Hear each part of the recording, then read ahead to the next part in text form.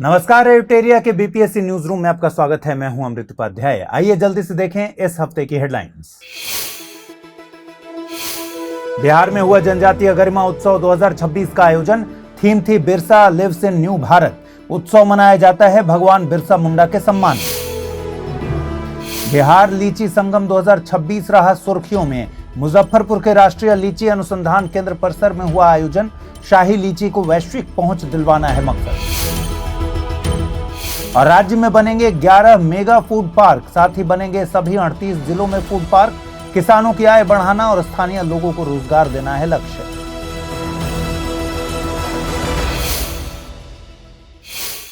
दोस्तों, पूरे देश में जनजातीय गरिमा उत्सव हाल ही में चर्चा में रहा। दरअसल यह उत्सव भगवान बिरसा मुंडा और उनके संघर्ष, जनजातीय पहचान और विरासत को आगे बढ़ाने के लिए मनाया जाता है। इधर बिहार में भी जनजातीय गरिमा उत्सव 2026 का आयोजन हुआ। Birsa lives in new Bharat theme के साथ यह आयोजन किया गया। चलिए भगवान बिरसा मुंडा के योगदान को समझिए, एग्जाम के लिए बहुत इंपॉर्टेंट है। भगवान बिरसा मुंडा को जल, जंगल, जमीन और जनजातीय अस्मिता के महानायक के रूप में जाना जाता है। इनका जन्म 15 नवंबर 1875 को तत्कालीन बंगाल प्रेसिडेंसी के रांची जिले के उलिहातू गांव में हुआ था। आज ये जगह झारखंड के खूंटी जिले के अंतर्गत आती है। आपको बता दें, बिरसा मुंडा मुंडा जनजाति से संबंधित थे। उस समय छोटा नागपुर क्षेत्र में मुंडा जनजातियों का बहुत बुरा हाल था। दरअसल मुंडा आदिवासियों की जमीन पर सामूहिक हक की पारंपरिक व्यवस्था लागू थी, जिसे कहते थे खूंटकट्टी। अंग्रेजों ने जमींदारी प्रथा लागू करके इसे नष्ट कर दिया था। इसके अलावा जमींदार, महाजन और ठेकेदार आदिवासियों की जमीनों पर कब्जा कर रहे थे और उनसे बंधुआ मजदूरी करवा रहे थे। आदिवासी इनको दिक्सू या दीकू यानी कि बाहरी लोग कहा करते थे। इसके अलावा ईसाई मिशनरियों द्वारा आदिवासियों का धर्म परिवर्तन कराया जा रहा था और उनकी पारंपरिक संस्कृति को ठेस पहुंचाई जा रही थी। इन्हीं परिस्थितियों में बिरसा मुंडा ने उलगुलान नामक आंदोलन का नेतृत्व किया। मुंडा भाषा में उलगुलान का मतलब ही होता है महाविद्रोह। यह आंदोलन 1899-1900 के बीच अंग्रेजी शासन, जमींदारों और शोषणकारी व्यवस्था के विरुद्ध चला। उनका प्रसिद्ध नारा था, अबुआ राज एते जाना, महारानी राज टुंडू जाना, यानी हमारा राज स्थापित हो, महारानी का राज समाप्त हो। 24 दिसंबर 1899 को आदिवासियों ने पारंपरिक हथियारों जैसे कि तीर धनुष, कुल्हाड़ी इत्यादि से पुलिस थानों, सरकारी कार्यालयों और मिशनरियों पर हमले शुरू किए। लेकिन ब्रिटिश सेना के पास तो आधुनिक हथियार थे। उन्होंने आंदोलन को अत्यधिक क्रूरता के साथ दबा दिया। बाद में फरवरी 1900 में बिरसा मुंडा को चक्रधरपुर के जंगलों में गिरफ्तार किया गया। फिर 9 जून 1900 को रांची जेल में संदिग्ध परिस्थितियों में उनकी मौत हो गई। हालांकि अंग्रेज दावा करते थे कि उनकी मृत्यु हैजा के कारण हुई। दोस्तों, भले ही यह विद्रोह दबा दिया गया हो, लेकिन इसके दूरगामी परिणाम भी निकले। सबसे खास बात हुई कि छोटा नागपुर काश्तकारी अधिनियम 1908 ले आया गया। इसके तहत गैर आदिवासियों द्वारा आदिवासियों की जमीन खरीदने पर पूरी तरह रोक लगा दी गई। उलगुलान और अन्य योगदान के कारण भगवान बिरसा मुंडा को आदरपूर्वक धरती आबा यानी फादर ऑफ द अर्थ कहते हैं। दोस्तों, क्या आप जानते हैं कि तंबाकू सेवन दुनिया भर में समय से पहले होने वाली मौतों के सबसे बड़े कारणों में से एक है, जिन्हें रोका जा सकता है। इसी खतरे के प्रति लोगों को जागरूक करने के लिए हर एक साल 31 मई को विश्व तंबाकू निषेध दिवस मनाया जाता है। इसकी शुरुआत WHO ने 1987 में की थी। इस दिन का मकसद लोगों को तंबाकू से होने वाले स्वास्थ्य, सामाजिक और आर्थिक नुकसान के बारे में जागरूक करना है। अब आइए समझते हैं कि तंबाकू इतना खतरनाक क्यों माना जाता है। देखिए, तंबाकू में निकोटीन नामक एक नशीला पदार्थ पाया जाता है। निकोटीन एक उत्तेजक या स्टिमुलेंट प्रकार का सब्सटेंस है। जब भी कोई व्यक्ति तंबाकू या सिगरेट का सेवन करता है तो निकोटीन कुछ ही सेकंड में दिमाग तक पहुंच जाता है, मस्तिष्क तक पहुंच जाता है। जिससे क्या होता है, इससे दिमाग में डोपामिन बढ़ता है, जिससे थोड़े समय के लिए फील गुड होता है। यही कारण है कि व्यक्ति बार बार तंबाकू का सेवन करना चाहता है और धीरे धीरे उसकी लत लग जाती है। लेकिन असली खतरा सिर्फ निकोटीन नहीं है। विश्व स्वास्थ्य संगठन के अनुसार तंबाकू के धुएं में 7000 से अधिक रसायन पाए जाते हैं, जिनमें से लगभग 250 रसायन हानिकारक हैं और 70 से अधिक रसायन कैंसर पैदा करने वाले यानी कार्सिनोजेनिक माने जाते हैं। यही वजह है कि तंबाकू को दुनिया के सबसे बड़े सार्वजनिक स्वास्थ्य खतरों में गिना जाता है। तंबाकू के सेवन से फेफड़ों का कैंसर, मुंह का कैंसर, गले का कैंसर, हृदय रोग, स्ट्रोक, क्रॉनिक ब्रोंकाइटिस और सीओपीडी यानी क्रॉनिक ऑब्स्ट्रक्टिव पल्मोनरी डिजीज जैसी गंभीर बीमारियां हो सकती हैं। इतना ही नहीं, जो लोग खुद धूम्रपान नहीं करते, सिगरेट नहीं पीते, लेकिन धूम्रपान करने वालों के आसपास रहते हैं, वे भी जोखिम में होते हैं। इसे कहते हैं पैसिव स्मोकिंग। WHO के अनुसार हर साल लाखों लोगों की मौत तो पैसिव स्मोकिंग के कारण होती है। अब परीक्षा की दृष्टि से कुछ रोचक तथ्य जान लीजिए। भारत में तंबाकू को 16वीं शताब्दी के अंत और 17वीं शताब्दी की शुरुआत में पुर्तगाली लेकर आए थे। इससे सवाल बन सकता है, पुर्तगाली व्यापारी इसे ब्राजील से भारत लेकर आए। धीरे धीरे इसकी खेती और उपयोग देश के विभिन्न हिस्सों में फैल गया। एक दिलचस्प तथ्य यह भी है कि मुगल सम्राट जहांगीर तंबाकू के बढ़ते उपयोग को लेकर परेशान थे। उन्होंने इसके लिए कुछ प्रतिबंधात्मक आदेश जारी किए थे। हालांकि उस समय तक तंबाकू समाज में काफी लोकप्रिय हो चुका था, इसलिए इन प्रयासों का सीमित प्रभाव ही देखने को मिला। 25 मई 2026 को बिहार लीची संगम 2026 का आयोजन किया गया। आयोजन मुजफ्फरपुर के राष्ट्रीय लीची अनुसंधान केंद्र यानी NRCL में किया गया। कार्यक्रम का मुख्य विषय बाग से निर्यात तक था। मकसद की बात करें तो इस आयोजन का मकसद केवल लीची की पैदावार बढ़ाना नहीं था, बल्कि किसानों को आधुनिक तकनीक, नए बाजार और प्रोसेसिंग यूनिट से जोड़कर उनकी आय को दोगुना करना था। जैसे लीची के जूस, पल्प और जैम जैसे प्रोसेसिंग बिजनेस को बढ़ावा देना इसका मकसद था। इस कार्यक्रम में किसानों, वैज्ञानिकों, निर्यातकों और कृषि विशेषज्ञों ने हिस्सा लिया। यहाँ लीची की नई किस्मों, बेहतर खेती तकनीकों, कोल्ड स्टोरेज, प्रोसेसिंग और निर्यात की संभावनाओं पर चर्चा की गई। बिहार सरकार और कृषि संस्थानों का लक्ष्य है कि बिहार की लीची को अंतर्राष्ट्रीय बाजार में और मजबूत पहचान मिले। दोस्तों, लीची अपनी मिठास, रसीले स्वाद और बेहतरीन खुशबू के लिए पूरी दुनिया में पसंद की जाती है। लीची मूल रूप से तो दक्षिणी चीन का पौधा है और इसे मार्क कर लीजिएगा, जहां इसकी खेती होती थी सदियों से। विश्व के कुल लीची उत्पादन में चीन पहले नंबर पर और भारत दूसरे नंबर पर आता है। भारत दुनिया में चीन के बाद दूसरा सबसे बड़ा लीची उत्पादक देश है। भारत हर साल लगभग 7 से 8 लाख टन लीची का उत्पादन करता है, जो दुनिया में उत्पादन का करीब 15 से 20% माना जाता है। भारत में सबसे अधिक लीची उत्पादन बिहार में होता है। देश के कुल लीची उत्पादन में अकेले बिहार की हिस्सेदारी ही लगभग 40% से ज्यादा है। यही कारण है कि बिहार को भारत की लीची राजधानी भी कहते हैं। बिहार के मुजफ्फरपुर, वैशाली, समस्तीपुर, पूर्वी चंपारण, पश्चिमी चंपारण, दरभंगा और बेगूसराय जैसे जिले लीची उत्पादन के प्रमुख केंद्र हैं। बिहार के शाही लीची देश और दुनिया में सबसे ज्यादा प्रसिद्ध है। इसे 2018 में GI टैग भी मिला। शाही लीची अपने बड़े आकार, अधिक रस, पतले छिलके, छोटे बीज और अनोखी मिठास के लिए जानी जाती है। बता दें आपको कि आज बिहार की लीची केवल देश के बाजारों तक सीमित नहीं है, बल्कि दुबई, कतर, सऊदी अरब, यूनाइटेड किंगडम और यूरोप के कई देशों तक इसे एक्सपोर्ट किया जाता है।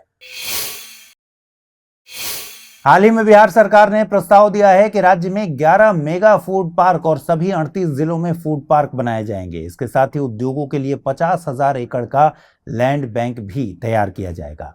सरकार चाहती है कि बिहार में ज्यादा निवेश आए, नए उद्योग लगें, रोजगार बढ़े और MSME सेक्टर को मजबूती मिले। अब सवाल है कि फूड पार्क और मेगा फूड पार्क आखिर क्या होते हैं? आसान भाषा में समझिए, फूड पार्क ऐसी जगह होती हैं जहां किसानों की फसल को सीधे बाजार तक पहुंचाने से पहले उससे जुड़े कई काम एक ही जगह पर किए जाते हैं, जैसे कि फसल की सफाई, छंटाई, प्रोसेसिंग, पैकेजिंग और स्टोरेज।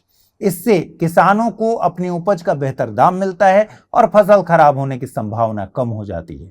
वहीं मेगा फूड पार्क इसका बड़ा और ज्यादा आधुनिक रूप होता है।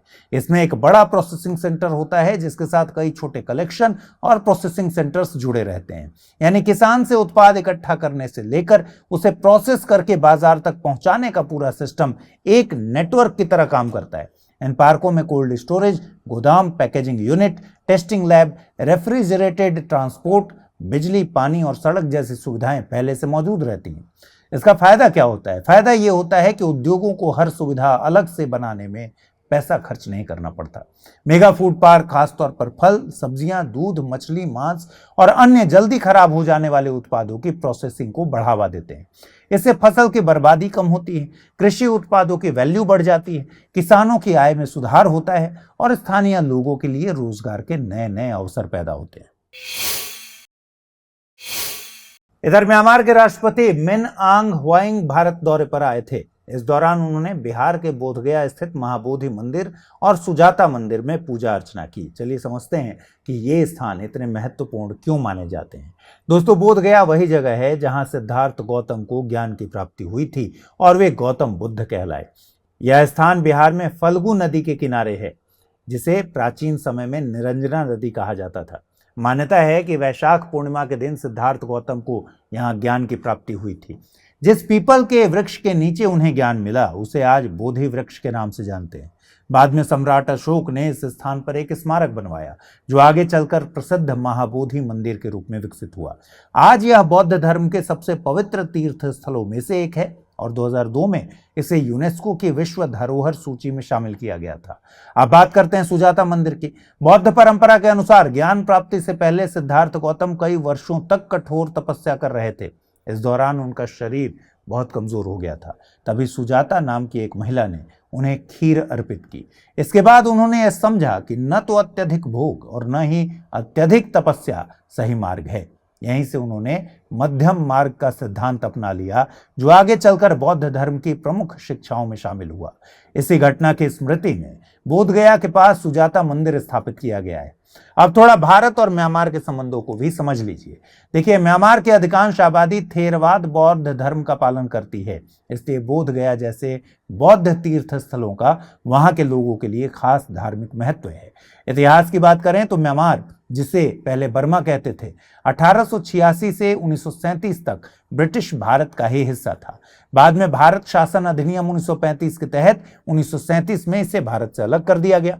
द्वितीय विश्व युद्ध के दौरान भी बर्मा का क्षेत्र बहुत महत्वपूर्ण था। यहीं से नेताजी सुभाष चंद्र बोस की आजाद हिंद फौज ने भारत की ओर अपना अभियान शुरू किया था। बाद में 4 जनवरी 1948 को म्यांमार एक स्वतंत्र देश बन गया। वर्तमान में म्यांमार भारत की एक्ट ईस्ट पॉलिसी के सबसे महत्वपूर्ण पड़ोसी देशों में से एक है। इसकी सबसे बड़ी वजह यह है कि म्यांमार भारत का एकमात्र ऐसा पड़ोसी देश है जो आसियान का भी मेंबर है और भारत के साथ स्थल सीमा भी साझा करता है। दोनों देशों के बीच लगभग 1643 किलोमीटर लंबी सीमा है, जो कि अरुणाचल प्रदेश, नागालैंड, मणिपुर और मिजोरम से होकर गुजरती है। सामरिक और आर्थिक दृष्टि से भी म्यांमार भारत के लिए बहुत महत्वपूर्ण है। म्यांमार भारत के उत्तर पूर्वी राज्यों को दक्षिण पूर्व एशिया से जोड़ने का काम करता है। इसी मकसद से Kaladan multi modal transit transport project और भारत म्यांमार थाईलैंड त्रिपक्षीय राजमार्ग जैसी महत्वपूर्ण परियोजनाओं पर काम किया जा रहा है। दोस्तों, क्या आप जानते हैं कि बिहार का एक आम आज दुबई के बड़े बड़े मॉल्स तक पहुंच चुका है? जी हाँ, हम बात कर रहे हैं भागलपुर के मशहूर जर्दालू आम की। अपनी खास खुशबू, मिठास और सुनहरे पीले रंग की वजह से ये आम देश ही नहीं विदेशों में भी बहुत पसंद किया जाता है। जर्दालू आम बिहार की एक खास देशी किस्म है। इसकी सबसे अच्छी पैदावार भागलपुर, मुंगेर और बांका जिलों में होती है। इसकी एक बड़ी खासियत यह है कि इसमें रेशे बहुत कम होते हैं, गूदा काफी ज्यादा होता है। यही वजह है कि इसे खाने में अलग ही स्वाद मिलता है। इसकी इसी पहचान को देखते हुए इसे जीआई टैग भी दिया जा चुका है। जीआई टैग का मतलब है किसी उत्पाद की पहचान और गुणवत्ता किसी खास क्षेत्र से जुड़ी हुई है। अब बात करते हैं बिहार के उन प्रमुख उत्पादों को जिन्हें जीआई टैग मिल चुका है। देखिए, सबसे पहले फलों और कृषि उत्पादों की बात कर लीजिए तो मुजफ्फरपुर की शाही लीची अपनी बेहतरीन मिठास, रसीलेपन और खास खुशबू के लिए पूरे देश में मशहूर है। भागलपुर का कतरनी चावल जीआई टैग प्राप्त उत्पादों में शामिल है। यह एक सुगंधित धान की किस्म है जो अपनी बेहतरीन महक और मुलायम बनावट के लिए प्रसिद्ध है। इसी तरह औरंगाबाद, नवादा और पटना क्षेत्र का मगही पान अपनी कोमल पत्तियों और खास स्वाद के कारण अलग पहचान रखता है। दरभंगा और मधुबनी क्षेत्र का मिथिला मखाना भी जीआई टैग प्राप्त कर चुका है। पोषक तत्वों से भरपूर यह मखाना आज देश विदेश के बाजारों में अपनी पहचान बना चुका है। वहीं पश्चिम चंपारण का मिर्चा धान अपने छोटे आकार और काली मिर्च जैसी सुगंध के लिए जाना जाता है। इसे विशेष खुशबू की वजह से मिर्चा या मरचा धान कहते हैं। अब कला और हस्तशिल्प की बात कर लीजिए तो मिथिला की मधुबनी पेंटिंग बिहार की सबसे प्रसिद्ध कलाओं में से एक है। प्राकृतिक रंगों से बनाई जाने वाली यह कला दुनिया भर में पहचान रखती है। भागलपुरी सिल्क, जिसे तसर सिल्क भी कहते हैं, अपनी चमक, मजबूती और टिकाऊपन के लिए विश्व प्रसिद्ध है।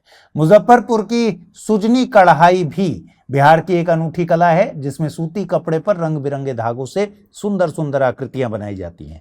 वहीं खटवा एप्लिक कढ़ाई में रंगीन कपड़ों को काटकर दूसरे कपड़ों पर सिलाई के माध्यम से आकर्षक डिजाइन तैयार किए जाते हैं। भागलपुर की मंजूषा कला भी जीआई टैग प्राप्त कर चुकी है। यह लोक कला मुख्य रूप से बेहुला विषहरी की कथाओं पर आधारित है, जिसमें सर्प और लोक कथाओं को चित्रों के माध्यम से दर्शाया जाता है। उत्तर बिहार की सिक्की घास शिल्प कला में सिक्की नामक सुनहरी घास से टोकरियां, डिब्बे और सजावटी वस्तुएं बनाई जाती हैं। वहीं गया जिले के पत्थरकट्टी क्षेत्र की पत्थर कला पत्थरों को तराशकर मूर्तियां और कलाकृतियां बनाने की अपनी पारंपरिक शैली के लिए प्रसिद्ध है। अगर मिठाइयों की बात करेंगे तो नालंदा का सिलाव खाजा बिहार का एकमात्र जीआई टैग प्राप्त मिठाई का उत्पाद है। हाल ही में बिहार के सीएम ने पूर्व प्रधानमंत्री चौधरी चरण सिंह की पुण्यतिथि पर उन्हें याद किया। दोस्तों, भारतीय राजनीति में कुछ ऐसे नेता हुए जिनकी पहचान किसी पद या सत्ता से नहीं बल्कि जनता से जुड़ाव के कारण बने।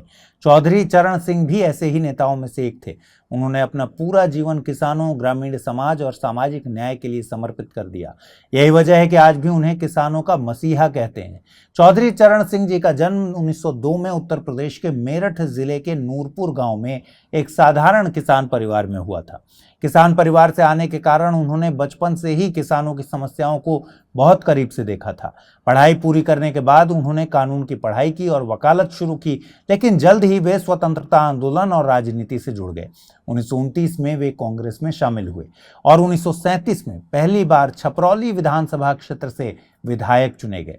हालांकि चौधरी चरण सिंह का सबसे बड़ा योगदान भूमि सुधार और किसानों के अधिकारों के लिए माना जाता है। उस समय देश के कई हिस्सों में जमींदारी प्रथा का बोलबाला था। इस प्रथा में खेती कोई और करता था, लेकिन जमीन पर अधिकार किसी और का होता था। चौधरी चरण सिंह ने इस व्यवस्था को खत्म करने के लिए लगातार संघर्ष किया। उत्तर प्रदेश में जमींदारी उन्मूलन और भूमि सुधारों को आगे बढ़ाने में उनकी बहुत महत्वपूर्ण भूमिका थी। उनका मानना था कि जिस किसान के हाथ में हल है, जमीन पर अधिकार उसी का होना चाहिए। उन्होंने किसानों को कर्ज के बोझ से राहत दिलाने के लिए भी काम किया। ग्रामीण ऋण मुक्ति से जुड़े कानूनों को तैयार करने और उन्हें लागू करवाने में उनकी बहुत अहम भूमिका रही। मुख्यमंत्री रहते हुए उन्होंने भूमि जोत सीमा कानून को आगे बढ़ाया, जिसका उद्देश्य था कि बहुत अधिक जमीन कुछ लोगों के हाथों में न रहे और जमीन का बंटवारा ज्यादा संतुलित तरीके से हो सके। उनका मानना था कि भारत की असली ताकत गांवों और किसानों में बसती है, इसलिए देश का विकास तभी संभव है जब ग्रामीण भारत मजबूत हो। 29 मई 1987 को उनका निधन हुआ, लेकिन किसानों के हित, भूमि सुधार और ग्रामीण विकास को लेकर उनकी सोच आज भी प्रासंगिक मानी जाती है। उनके योगदान को सम्मान देते हुए भारत सरकार ने 2024 में उन्हें मरणोपरांत भारत रत्न सम्मान से सम्मानित किया। हाल ही में बिहार सरकार ने राज्य में 11 सैटेलाइट टाउनशिप बनाने की घोषणा की है। अब सवाल है कि सैटेलाइट टाउनशिप क्या होती है। आसान भाषा में समझें तो ये ऐसे नए शहर होते हैं जिन्हें बड़े शहरों के पास बसाया जाता है। इनका मकसद बड़े शहरों पर बढ़ते बोझ को कम करना, लोगों को बेहतर घर देना, रोजगार के अवसर बढ़ाना और इलाके के विकास को गति देना होता है। अब एक और शब्द समझ लीजिए, यह है ग्रीनफील्ड परियोजना। इसका मतलब क्या होता है? किसी ऐसी जगह पर नया शहर, उद्योग, सड़क या दूसरी सुविधा बनाना जहां पहले कुछ भी विकसित ना हुआ हो, यानी पूरी तरह से स्क्रैच से शुरू करना, नई शुरुआत करना। वहीं ब्राउन फील्ड परियोजना का मतलब क्या है? किसी पहले से मौजूद शहर, उद्योग या सुविधा को और बेहतर बनाना या उसका विस्तार करना, यानी सब कुछ शुरू से नहीं बनाना बल्कि पुरानी व्यवस्था में सुधार लाना। बिहार सरकार की इस योजना का लक्ष्य नए और बेहतर शहर बसाना है ताकि लोगों को रहने, काम करने और रोजमर्रा की सुविधाएं आसानी से मिल सकें। इसी योजना के तहत 11 ग्रीनफील्ड सैटेलाइट टाउनशिप विकसित किए जाएंगे।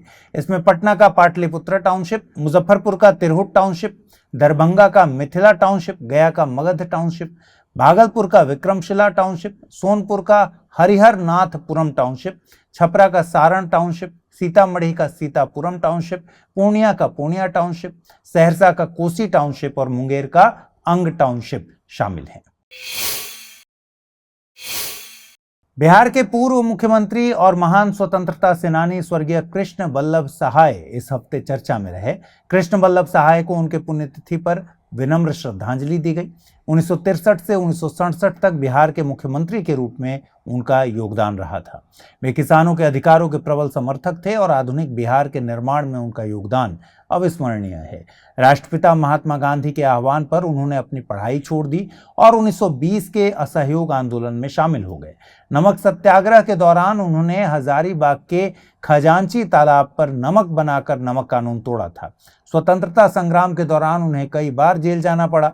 1942 के भारत छोड़ो आंदोलन के समय हजारीबाग जेल में बंद रहते हुए उन्होंने जयप्रकाश नारायण और उनके साथियों को जेल से भगाने में बहुत महत्वपूर्ण भूमिका निभाई थी। स्वतंत्रता के बाद उन्होंने बिहार के राजस्व मंत्री के रूप में कार्य किया और जमींदारी प्रथा के उन्मूलन में बहुत महत्वपूर्ण भूमिका निभाई। उन्हें अंग्रेजी भाषा, साहित्य और अपनी उत्कृष्ट शैक्षणिक योग्यता के लिए बिहार और उड़ीसा के तत्कालीन lieutenant governor sir Edward Albert Gait द्वारा स्वर्ण पदक से सम्मानित किया गया था। कृष्ण वल्लभ सहाय का निधन 3 जून 1974 को हजारीबाग में हुआ। उनकी राजनीतिक और सामाजिक विरासत को याद करते हुए बिहार सरकार द्वारा हर साल उनकी जयंती यानी 31 दिसंबर और पुण्यतिथि 3 जून पर राजकीय सम्मान के साथ श्रद्धांजलि अर्पित की जाती है। इधर भारत और नेपाल के रिश्ते एक बार फिर से चर्चा में आ गए हैं। वजह बना है नेपाल के प्रधानमंत्री बालेन शाह का एक बयान। उन्होंने नेपाली संसद में कहा कि भारत ने ही नहीं बल्कि नेपाल ने भी कुछ जगहों पर भारतीय जमीन पर अतिक्रमण किया है। उनके इस बयान के बाद नेपाल की राजनीति में काफी बहस शुरू हो गई क्योंकि यह नेपाल के पारंपरिक रुख से बिल्कुल अलग माना जा रहा है। दरअसल भारत और नेपाल के बीच सीमा से जुड़े कुछ पुराने विवाद लंबे समय से मौजूद हैं। इनमें सबसे चर्चित विवाद कालापानी, लिपुलेख और लिम्पियाधुरा का है। नेपाल इन क्षेत्रों पर अपना दावा करता है जबकि भारत का कहना है कि ये इलाके ऐतिहासिक रूप से उत्तराखंड के पिथौरागढ़ जिले का हिस्सा रहे हैं। लेकिन कम लोग जानते हैं कि बिहार से जुड़ा सीमा विवाद समय समय पर चर्चा में आता रहा है। नेपाल ने बिहार के पश्चिमी चंपारण जिले के सुस्ता क्षेत्र और वाल्मीकि टाइगर रिजर्व के कुछ सीमावर्ती इलाकों पर भी दावा किया है।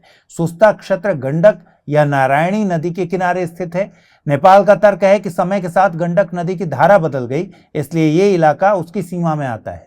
वहीं भारत का मानना है कि यह क्षेत्र ऐतिहासिक रूप से बिहार का हिस्सा रहा है। इसी तरह वाल्मीकि टाइगर रिजर्व के आसपास के कुछ जंगलों, पहाड़ियों आदि के कुछ हिस्सों को नेपाल विवादित मानता है। इसके अलावा पूर्वी चंपारण में लाल बकेया नदी पर बनाए जा रहे तटबंध के काम को भी नेपाली प्रशासन ने समय समय पर मतभेद के दायरे में ला दिया। क्योंकि ये नो मैंस लैंड के करीब स्थित है। हालांकि इन अधिकांश विवादों की जड़ 1816 की सुगौली संधि को माना जाता है। यह संधि ब्रिटिश ईस्ट इंडिया कंपनी और नेपाल के बीच हुई थी। समस्या यह है कि सीमा निर्धारण में नदियों को आधार बनाया गया था और समय के साथ कई नदियों की धाराएं बदल गईं। यही वजह है कि दोनों देश कई जगहों पर संधि की अलग अलग व्याख्या करते हैं। हालांकि भारत का आधिकारिक रुख साफ है कि सीमा से जुड़े सभी मुद्दों का समाधान बातचीत और आपसी समझ के जरिए होना चाहिए। इधर नेशनल फैमिली हेल्थ सर्वे 6 यानी NFHS 6 की रिपोर्ट सामने आई। आपको बता दें NFHS भारत का सबसे बड़ा स्वास्थ्य और परिवार से जुड़ा सर्वे है। इसे स्वास्थ्य और परिवार कल्याण मंत्रालय के सहयोग से मुंबई स्थित international institute for population sciences यानी कि IIPS जारी करता है। बिहार में यह सर्वे जून 2023 से दिसंबर 2023 के बीच किया गया था। इसके तहत 38,282 परिवारों, 46,156 महिलाओं और 5,252 पुरुषों से जानकारी ली गई थी, इकट्ठा की गई थी और इसी के आधार पर यह रिपोर्ट तैयार की गई। अगर बिहार की NFHS 6 2023-24 रिपोर्ट को देखें तो एक दिलचस्प तस्वीर सामने आती है और इम्पॉर्टेंट है, नोट भी करना है इसलिए क्योंकि ये एग्जाम के लिए बहुत ज़्यादा इंपॉर्टेंस रखता है। सबसे पहले तो आबादी की बात कर लीजिए तो भाई बिहार की 35.6% आबादी 15 साल से कम उम्र की है, यानी राज्य की आबादी अभी भी काफ़ी युवा है।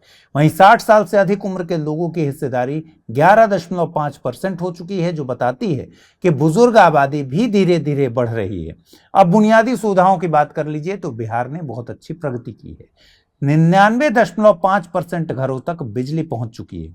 99.8% परिवारों को पीने का पानी उपलब्ध है और 93% परिवार आयोडीन वाला नमक इस्तेमाल करते हैं। वहीं 98.5% परिवारों के पास बैंक या डाकघर का खाता है, जो बैंकिंग सुविधाओं से जुड़ाव का अच्छा संकेत है। शिक्षा और इंटरनेट के इस्तेमाल में भी सुधार हुआ, लेकिन महिलाओं और पुरुषों के बीच अंतर अभी भी बना है। 10 साल या उससे ज्यादा पढ़ाई करने वाली महिलाओं का प्रतिशत 33.1 है, वहीं पुरुषों में ये परसेंटेज 45.9 है। इंटरनेट के इस्तेमाल की बात करें तो 58.4% महिलाएं और 78.1% पुरुष इंटरनेट का इस्तेमाल करते हैं। NFHS 6 के अनुसार बिहार का टोटल फर्टिलिटी रेट TFR यानी एक महिला के औसतन बच्चों की संख्या घटकर 2.7 हो गई है। NFHS 5 में यह 3 थी। हालांकि यह अभी भी 2.1 के उस स्तर से ऊपर है जिसे जनसंख्या को स्थिर रखने के लिए जरूरी माना जाता है। वहीं 20 से 24 साल की उम्र की 34.6% महिलाओं की शादी 18 साल से पहले हो चुकी थी। इससे साफ है कि बाल विवाह अभी भी बिहार की एक बड़ी सामाजिक समस्या है। बच्चों के स्वास्थ्य के मामले में भी स्थिति बेहतर हुई है। 12 से 23 महीने के 77.3% बच्चों का पूरा टीकाकरण हो चुका है, जबकि NFHS 5 में यह आंकड़ा 71% था। लगभग 97.1% बच्चों को कम से कम एक टीका जरूर लगा है। हालांकि बिहार के सामने सबसे बड़ी चुनौती अब भी पोषण की कमी है। स्थिति पहले से बेहतर हुई है, लेकिन कम वजन और पोषण की कमी से जुड़ी समस्याएं अभी भी बड़ी संख्या में बच्चों को प्रभावित कर रही हैं। महिलाओं की स्थिति में भी कुछ सकारात्मक बदलाव दिखे जरूर हैं। 85.1% विवाहित महिलाएं परिवार के महत्वपूर्ण फैसलों में हिस्सा लेती हैं। 90.9% महिलाओं के पास अपना बैंक खाता है और 62.8% महिलाएं खुद मोबाइल फोन इस्तेमाल करती हैं। लेकिन दूसरी तरफ 36.1% महिलाओं ने बताया कि उन्हें जीवन में कभी न कभी घरेलू हिंसा का सामना करना पड़ा है।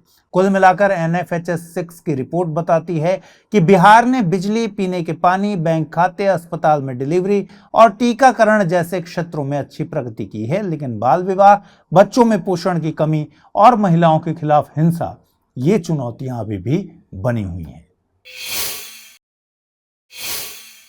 आइए अब समय है पर्सन ऑफ द वीक का। हाल ही में बिहार विधान परिषद में वीर विनायक दामोदर सावरकर की जीवनी पर आधारित पुस्तक वीर सावरकर की जीवनी का लोकार्पण किया गया। यह कार्यक्रम उनकी 143वीं जयंती के मौके पर आयोजित किया गया था। तो चलिए वीर विनायक दामोदर सावरकर के योगदान को समझते हैं। इनका जन्म 28 मई 1883 को महाराष्ट्र के नासिक जिले के भगूर गांव में हुआ था। बचपन से ही लोकमान्य बाल गंगाधर तिलक के विचारों और चापेकर बंधुओं की घटना ने उनके मन में अंग्रेजी शासन के खिलाफ प्रतिरोध की भावना, प्रतिशोध की भावना को और मजबूत कर दिया। सिर्फ 16 वर्ष की आयु में उन्होंने 1899 में नासिक में मित्र मेला नामक एक संगठन बनाया और आगे चलकर 1904 में वीर सावरकर और उनके भाई गणेश दामोदर सावरकर ने अभिनव भारत नामक एक प्रमुख गुप्त क्रांतिकारी संगठन बनाया। इससे सवाल बहुत बार पूछे जा चुके हैं। इसी बीच 1905 में बंगाल विभाजन के दौरान पूरे देश में विरोध शुरू हो गया। पुणे के फर्गुसन कॉलेज में पढ़ रहे सावरकर ने विदेशी कपड़ों की सार्वजनिक होली जलाई। लेकिन कहानी का सबसे महत्वपूर्ण मोड़ 1906 में आता है, जब सावरकर कानून की पढ़ाई के लिए लंदन पहुंचते हैं। यहां उनका ठिकाना बनता है इंडिया हाउस लंदन में, जिसे श्यामजी कृष्ण वर्मा द्वारा स्थापित किया गया था। यह स्थान केवल छात्रावास नहीं था, बल्कि विदेश में भारतीय क्रांतिकारियों का मुख्यालय था। यहीं से भारतीय स्वतंत्रता आंदोलन को अंतर्राष्ट्रीय स्वरूप मिलने लगा। 1906 में ही लंदन में सावरकर ने फ्री इंडिया सोसाइटी की स्थापना की। ये सब नोट कर लीजिएगा, यहां से सवाल बनते हैं। यह संगठन इटली के राष्ट्रवादी क्रांतिकारी मैज़िनी के विचारों से प्रेरित था। इतना ही नहीं, सावरकर ने मैज़िनी के लेखों और जीवन वृत्त का मराठी में अनुवाद किया था। अंग्रेज सरकार को यह पुस्तक इतनी खतरनाक लगी कि इस पर प्रतिबंध लगा दिया गया।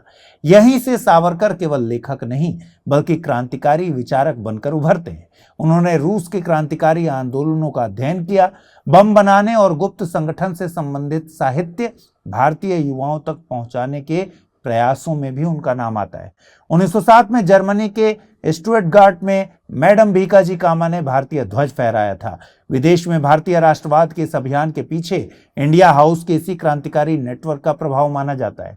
इसी समय सावरकर भारत के इतिहास को नए नजरिए से देखने का प्रयास कर रहे थे। 1909 में उनकी सबसे प्रसिद्ध पुस्तक प्रकाशित हुई, the Indian war of independence 1857। अंग्रेज जिस घटना को सिपाही विद्रोह बताते थे, सावरकर ने उसे भारत का प्रथम स्वतंत्रता संग्राम बताया। पुस्तक पर प्रतिबंध लगा दिया गया, लेकिन इसे गुप्त रूप से यूरोप से प्रकाशित कर भारत पहुंचाया गया था। बाद में यही दृष्टिकोण भारतीय इतिहास की मुख्यधारा का हिस्सा बना। इसी वर्ष मदन लाल ढींगरा ने लंदन में कर्जन वायली की हत्या कर दी। दोस्तों, जब अधिकांश लोग ढींगरा की निंदा कर रहे थे, तब सावरकर उनके समर्थन में खड़े हुए। कैक्सटन हॉल में आयोजित निंदा प्रस्ताव का उन्होंने खुलकर विरोध किया। इसके बाद ब्रिटिश सरकार ने उन्हें अत्यंत खतरनाक क्रांतिकारी घोषित कर दिया। वर्ष 1910 में नासिक के कलेक्टर AMT जैक्सन की हत्या के मामले में जांच तेज हुई। अनंत कन्हेरे द्वारा की गई इस कार्रवाई के तार अभिनव भारत से जोड़ दिए गए और अंततः सावरकर को लंदन में गिरफ्तार कर लिया गया। यह मामला अंतर्राष्ट्रीय कानून और permanent court of arbitration the Hague तक पहुंचा। 1911 में अदालत ने उन्हें 2 आजीवन कारावास की सजा सुनाई। कुल सजा 50 वर्ष। उन्हें अंडमान के कुख्यात सेल्युलर जेल भेज दिया गया। सेल्युलर जेल में उनका जीवन बहुत कठिन था। तेल का कोल्हू चलाना, नारियल की जटा कूटना, एकांत कारावास और कठोर श्रम, यही उनकी दिनचर्या थी। जेलर डेविड बैरी की कठोरता के किस्से आज भी चर्चित हैं। सावरकर ने राजनीतिक बंदियों के अधिकारों के लिए आवाज उठाई और कई बार भूख हड़तालों का समर्थन किया। कागज और कलम न मिलने पर उन्होंने हजारों पंक्तियां दीवारों पर लिखी और उन्हें साथियों तक पहुंचाया। 1923 में लिखी हुई उनकी पुस्तक Hindutva, who is a Hindu, ने उन्हें एक वैचारिक चिंतक के रूप में स्थापित किया। बाद में 1924 में रत्नागिरी में नजरबंदी के दौरान उनके जीवन का एक नया अध्याय शुरू हुआ, जब उनका ध्यान समाज सुधार की ओर गया। उन्होंने अस्पृश्यता के विरुद्ध अभियान चलाया, सामूहिक सहभोज आयोजित किए और पतित पावन मंदिर के माध्यम से सभी जातियों के लिए मंदिर प्रवेश का समर्थन किया। इसी समय उन्होंने शुद्धि आंदोलन का भी समर्थन किया। आगे चलकर 1937 में वे हिंदू महासभा के अध्यक्ष बने थे। वे भारतीय युवाओं के सैन्यीकरण और राष्ट्रीय सुरक्षा के प्रबल समर्थक थे। द्वितीय विश्व युद्ध के दौरान उन्होंने भारतीय युवाओं को सेना में भर्ती होने के लिए प्रेरित किया था। बाद में कुछ इतिहासकारों ने तर्क दिया कि यही प्रशिक्षित सैनिक आगे चलकर नेताजी सुभाष चंद्र बोस की आजाद हिंद फौज के लिए आधार बने। सावरकर और सुभाष चंद्र बोस की मुलाकात भी भारतीय स्वतंत्रता संघर्ष के महत्वपूर्ण प्रसंगों में गिनी जाती है। 1947 में देश आजाद हुआ, लेकिन विभाजन के साथ। सावरकर अखंड भारत के समर्थक थे और विभाजन का विरोध करते रहे। 1948 में महात्मा गांधी की हत्या के बाद उनका नाम भी जांच में आया। उन्हें गिरफ्तार किया गया, लेकिन 1949 में अदालत ने पर्याप्त साक्ष्य न होने के कारण उन्हें बरी कर दिया। जीवन के अंतिम वर्षों में उन्होंने सार्वजनिक जीवन से दूरी बना ली। 1966 में उन्होंने आत्मार्पण का मार्ग अपनाया और 26 फरवरी 1966 को मुंबई में उनका निधन हो गया। आइए अब जल्दी से देखें आज के बुलेटिन पर आधारित कौन से सवाल बनते हैं। सबसे पहला सवाल मेंस से रिलेटेड प्रश्न है, NFHS 6 2023-24 के अनुसार बिहार ने स्वास्थ्य, आधारभूत सुविधाओं और महिला सशक्तिकरण के क्षेत्र में उल्लेखनीय प्रगति की है, किंतु कुछ चुनौतियां अभी भी बनी हुई हैं। टिप्पणी कीजिए। 8 अंक का यह सवाल है। अब देखते हैं पीटी से रिलेटेड कौन से सवाल, ऑब्जेक्टिव टाइप कौन से सवाल इस बुलेटिन के आधार पर बने हैं। पहला सवाल, बिरसा मुंडा के नेतृत्व में हुए उलगुलान आंदोलन के परिणाम स्वरूप आदिवासी भूमि अधिकारों की रक्षा के लिए कौन सा अधिनियम लागू किया गया? संथाल परगना काश्तकारी अधिनियम 1876, छोटा नागपुर काश्तकारी अधिनियम 1908, भारतीय वन अधिनियम 1927 या फिर पेशा अधिनियम 1996 या फिर नॉट अटेम्प्टेड, यानी इनमें से कोई भी प्रयास नहीं किया गया। विश्व तंबाकू निषेध दिवस के संदर्भ में निम्नलिखित में से कौन सा पदार्थ तंबाकू की लत यानी एडिक्शन के लिए मुख्य रूप से उत्तरदायी है? टार, निकोटिन, कार्बन मोनोऑक्साइड, फॉर्मल्डिहाइड या फिर प्रयास नहीं किया गया। अगला सवाल है, बिहार लीची संगम 2026 का आयोजन किस विषय के साथ किया गया था? Farm to fork, from seed to market, बाग से निर्यात तक, आत्मनिर्भर किसान, समृद्ध बिहार या फिर पांचवा ऑप्शन है प्रयास नहीं किया गया। हाल ही में बिहार सरकार द्वारा घोषित मेगा फूड पार्कों का प्रमुख उद्देश्य क्या है? केवल कृषि उत्पादन बढ़ाना, कृषि उत्पादों के निर्यात पर प्रतिबंध लगाना, कृषि उत्पादों की प्रोसेसिंग, भंडारण और विपणन को बढ़ावा देकर किसानों की आय बढ़ाना, केवल खाद्यान्न भंडारण करना, या फिर प्रयास नहीं किया गया? अगला सवाल है, हाल ही में बिहार के बोधगया स्थित महाबोधि मंदिर और सुजाता मंदिर के दर्शन करने वाले म्यांमार के राष्ट्रपति कौन हैं? विन मिंट, आंग सान सूची, मिन आंग ह्वाइंग, थीन सीन, या फिर प्रयास नहीं किया गया? अगला सवाल है, निम्नलिखित में से बिहार का कौन सा उत्पाद जीआई टैग प्राप्त एकमात्र मिठाई है? तिलकुट, बालूशाही, खुरमा, सिलाव खाजा, या फिर नॉट अटेम्प्टेड? अगला सवाल है, चौधरी चरण सिंह के संदर्भ में निम्नलिखित में से कौन सा कथन सही है? वे हरित क्रांति के जनक कहलाते हैं। उन्होंने ग्रामीण भारत और किसानों के हितों को राजनीति के केंद्र में रखा। वे भारतीय संविधान सभा के अध्यक्ष थे। उन्होंने श्वेत क्रांति का नेतृत्व किया। या फिर अगला ऑप्शन है, प्रयास नहीं किया गया? अगला प्रश्न है, बिहार सरकार की ग्रीनफील्ड सैटेलाइट टाउनशिप योजना के अंतर्गत विकसित किए जाने वाले विक्रमशिला टाउनशिप का संबंध किस जिले से है? ऑप्शंस हैं मुंगेर, दरभंगा, भागलपुर, पूर्णिया, या फिर प्रयास नहीं किया गया? अगला सवाल, नमक सत्याग्रह के दौरान कृष्ण वल्लभ सहाय ने बिहार के किस स्थान पर नमक बनाकर नमक कानून का उल्लंघन किया था? गांधी मैदान पटना, सदाकत आश्रम पटना, खजांची तालाब हजारीबाग, रामगढ़ मैदान, या फिर प्रयास नहीं किया गया? अगला प्रश्न, भारत नेपाल सीमा विवादों की ऐतिहासिक पृष्ठभूमि से जुड़ी सुगौली संधि किस वर्ष संपन्न हुई थी? 1814, 1815, 1816, या फिर 1824? और अंतिम जो ऑप्शन आता है, ई ऑप्शन, नॉट अटेम्प्टेड का प्रयास नहीं किया गया। और अंतिम सवाल है, एनएफएचएस 6 2023-24 के अनुसार बिहार का कुल प्रजनन दर टीएफआर कितना दर्ज किया गया है? 2.1, 2.3, 2.5, 2.7, या फिर नॉट अटेम्प्टेड? तो बिहार न्यूज रूम प्रोग्राम में फिलहाल इतना ही। आपको यह कार्यक्रम कैसा लगा जरूर मुझे कमेंट सेक्शन में बताइएगा। इस हफ्ते जो सवाल मैंने पूछे हैं उनके जवाब कमेंट सेक्शन में जरूर दीजिएगा। पिछले हफ्ते जो सवाल मैंने पूछे थे उनके जवाब आपको स्क्रीन पर अब दिखेंगे।